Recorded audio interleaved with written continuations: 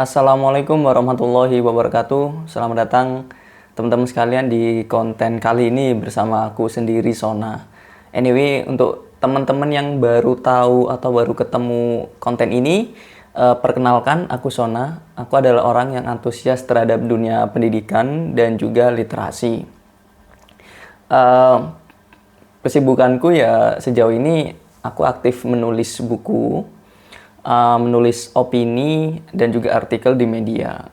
Untuk buku sendiri, syukur alhamdulillah sudah publish 2 buku ya, dan saat ini sedang mengupayakan untuk bisa publish buku ketiga dan seterusnya.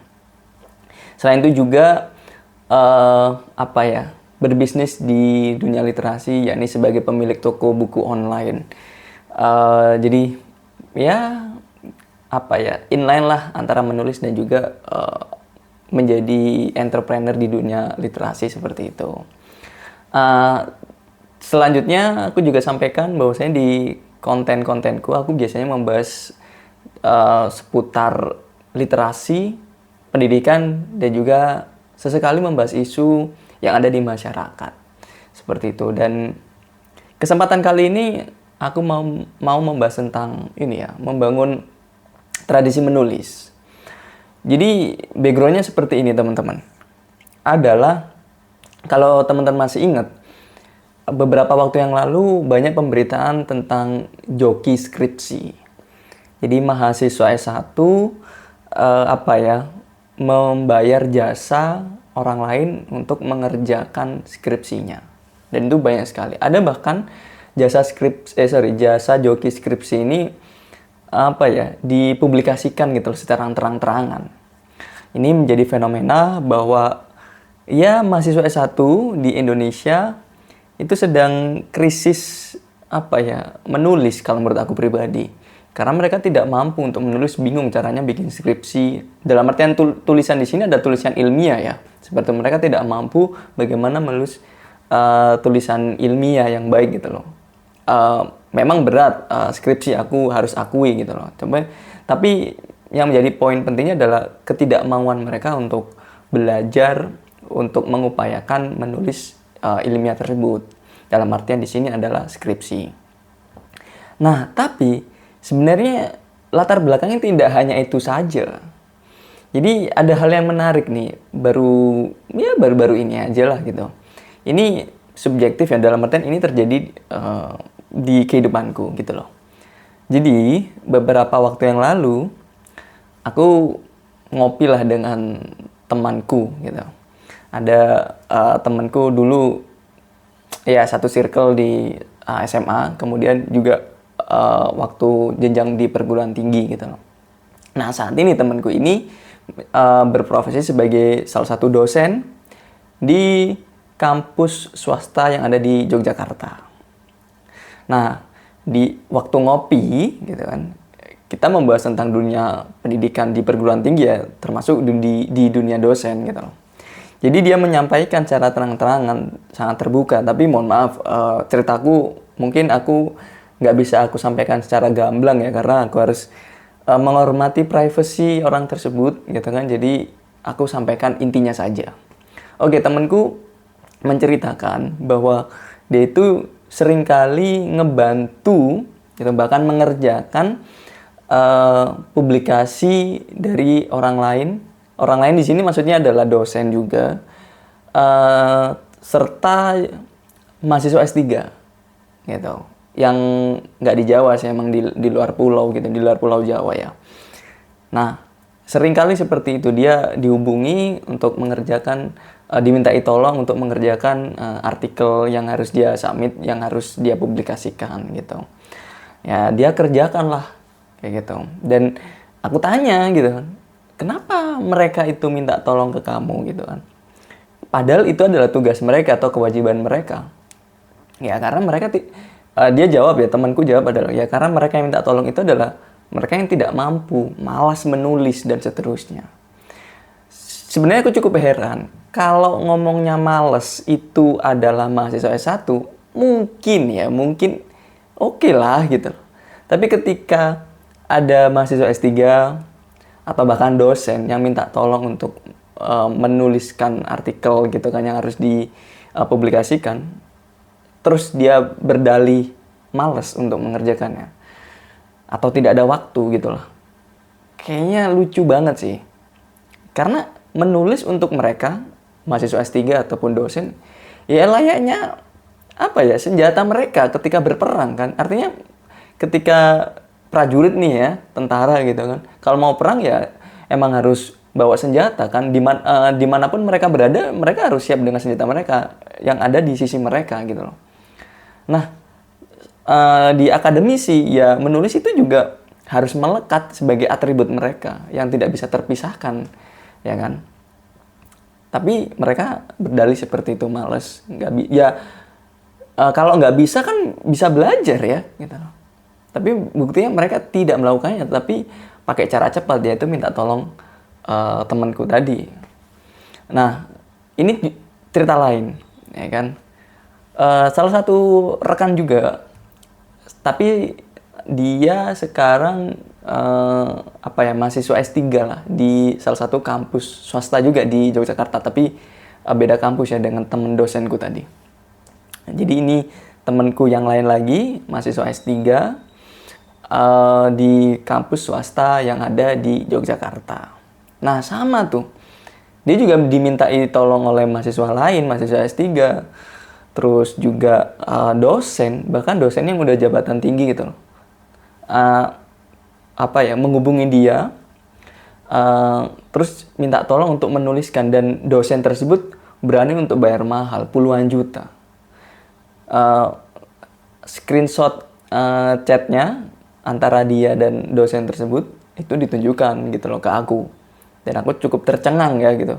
Wih gila gitu kan, berani bayar puluhan juta untuk menuliskannya, literally menuliskannya dari awal sampai akhir gitu loh, bukan yang sifatnya kayak kolaborasi gitu, bukan, tapi menuliskannya literally dari awal, dari awal sampai akhir gitu.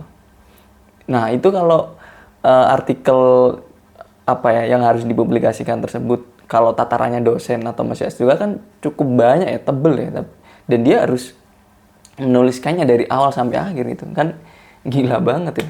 Ya dulunya temanku ini mau gitu loh, ya kan, ya mendapat bayaran juga gitu. Tapi lama-kelamaan atau akhir-akhir ini dia udah enggan lagi gitu loh, udah menolak ya kan beberapa permintaan untuk menuliskan artikel jurnal yang harus disubmit seperti itu. Karena dia kayaknya udah mulai sadar lah ya, dan dia memang udah berstatement kepada orang-orang yang minta tolong tadi untuk mending kalau diminta tolong, dia lebih memilih untuk ngajarin gitu, nggak apa-apa. Secara private ya otomatis berbayar ya gitu. Jadi dia lebih worth it untuk ngajarin orang daripada menuliskan untuk orang gitu.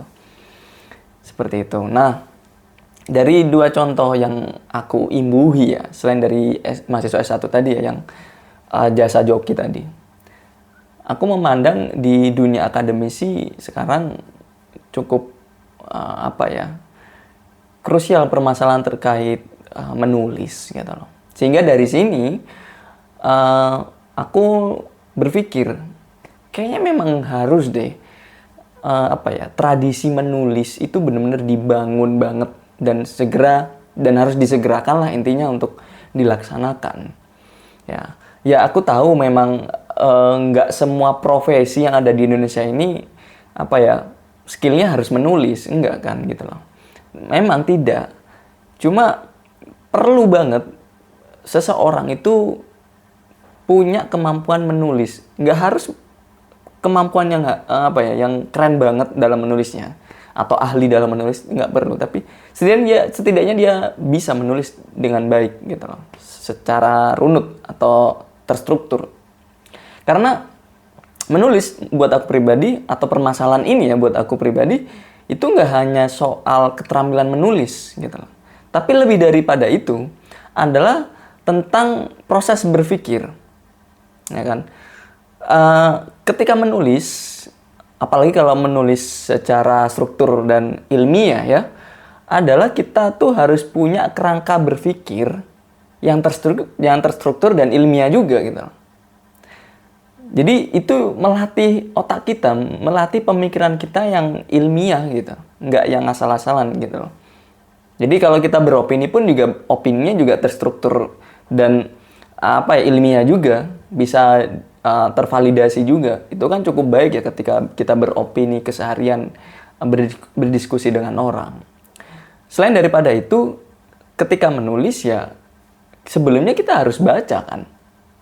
Nah, membaca ini juga baik untuk kita. Ya kita akhirnya punya wawasan dan kita juga punya pemahaman yang cukup luas ya, dan punya pemikiran yang begitu kritis. Seperti itu. Jadi esensi menulis menurutku nggak hanya, atau permasalahan ini esensinya nggak hanya soal keterampilan menulis. Lebih daripada itu adalah kemampuan berpikir. Dan lebih jauh lagi, ini tentang yang namanya kualitas SDM individu.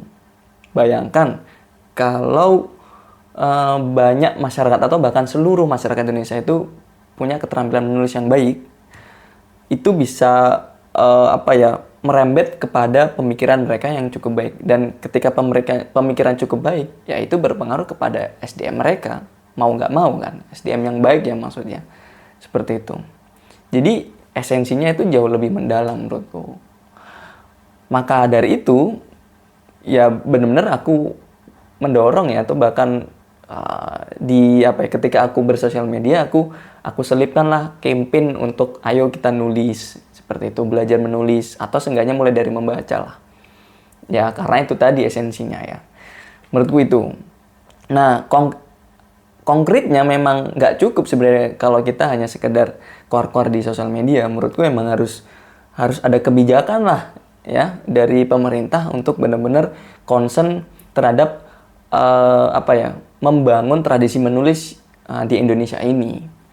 Nah, mungkin memang harus difokuskan ke ranah pendidikan ya. Ya, di luar pendidikan memang harus. Tapi untuk lebih formalnya memang di ranah pendidikan. Di sekolah dasar, sekolah menengah pertama, sekolah menengah atas, bahkan sampai di perguruan tinggi. Di ranah sekolah dasar, ya otomatis siswa ini harus distimulus. Stimulusnya gimana? Dimulai dari guru. Ya guru emang harus mencontohkan bagaimana menulis, terus mempromosikan menulis itu seperti apa, manfaatnya seperti apa. Promosinya ya dengan cara mungkin kayak ada seminar gitu loh, ya kan, mendatangkan orang atau orang-orang yang profesinya menulis, bisa peneliti, bisa selayaknya copywriter, content writer dan seterusnya gitu kan, atau bahkan orang-orang yang ada di dunia literasi gitu, orang-orang yang aktif di dunia literasi didatangkan dan terus mengkampanyekan terkait menulis dan membaca juga otomatis ya, sehingga dari situ diharapkan terstimuluslah keinginan dari para siswa sekolah dasar tersebut. Tidak hanya sekolah dasar sih, ya bisa di sekolah menengah pertama atau sekolah menengah atas. Distimulus seperti itu. Nah, tidak hanya soal promosi, tapi ditekankan juga soal tugas dari kalangan sekolah dasar sampai sekolah menengah atas. Tugas-tugas menulis juga esensinya harus penting gitu. Dan juga dinilai secara serius gitu. Jadi siswa ini diberikan tugas bikin makalah, setelah itu dikumpulkan. Tapi tidak dinilai dengan baik tuh makalahnya. Nah, jangan seperti itu, tapi makalahnya juga dilihat esensinya seperti apa, dinilai dengan baik. Nah, syukur-syukur nggak hanya makalah sih tugas menulisnya, bikin esai dan seterusnya. Harapannya seperti itu. Sehingga dari situ, dari dicontohkan oleh guru, kemudian mendatangkan orang-orang yang bergerak di dunia literasi dan kepenulisan, kemudian tugas-tugas yang esensinya menulis, ya muaranya adalah kepada kecenderungan mereka atau minat mereka terhadap menulis itu semakin lebih baik. Sehingga nggak ada lagi tuh ketika dia masuk ke perguruan tinggi, nggak ada tuh yang namanya masalah gimana sih cara nulis skripsi, bikin artikel, itu nggak ada. Ya tetap ada sih permasalahan, tapi tinggal dipoles aja sih. Tinggal ada yang namanya pelatihan gitu loh, pelatihan bikin skripsi, pelatihan bikin artikel di kampusnya gitu. Dipoles dikit, ya selesai gitu loh. Karena dasar keterampilan menulisnya udah terbentuk dari dia sekolah dasar sampai sekolah menengah atas itu, ya kan. Sehingga nggak ada tuh mereka berpikir untuk ayo pakai jasa joki skripsi aja lah, nggak ada tuh pikiran kayak gitu. Atau bahkan ketika sudah masuk ke jenjang S2 bahkan S3 yang mana mereka dituntut untuk publikasi artikel ilmiahnya, ya mereka sudah tidak kesusahan lagi gitu loh. Mungkin susahnya dari sektor bahasa Inggris ya, karena ketika publikasi juga harus berbahasa Inggris. Kalau mau internasional, kalau yang mau nasional ya ada sih memang terindeks nasional seperti itu memang ada, jadi nggak perlu bahasa Inggris. Tapi kalau mahasiswa tersebut bahkan dosen yang ingin secara internasional ya mungkin dipolesnya dengan bahasa Inggris. Nah, lagi-lagi diberikan pelatihan aja. Ya, tidak begitu repot harus gimana sih nulisnya, nggak lagi seperti itu. Jadi semoga aja kedepannya dengan Menteri Pendidikan yang baru, gitu kan, pendidikan dasar Menteri Pendidikan Dasar Menengah, serta Pendidikan Tinggi yang baru ini ya maksudnya, ya kebijakan itu atau aturan itu ada gitu ya, terkait menulis, sehingga tradisi menulis di masyarakat Indonesia alhasil kebangun, terbentuk dengan baik, begitu kuat. Sampai akhirnya itu bisa membantu mereka dalam meningkatkan kualitas sumber daya manusia mereka. Harapannya seperti itu. Oke, mungkin itu aja yang bisa aku sampaikan di konten kali ini. Ya, kalau kalian ada ide bagaimana membangun tradisi menulis di Indonesia ini, silakan ketik aja di kolom komentar ya. Itu aja dari aku. Sampai jumpa di konten berikutnya. Wassalamualaikum warahmatullahi wabarakatuh. Bye.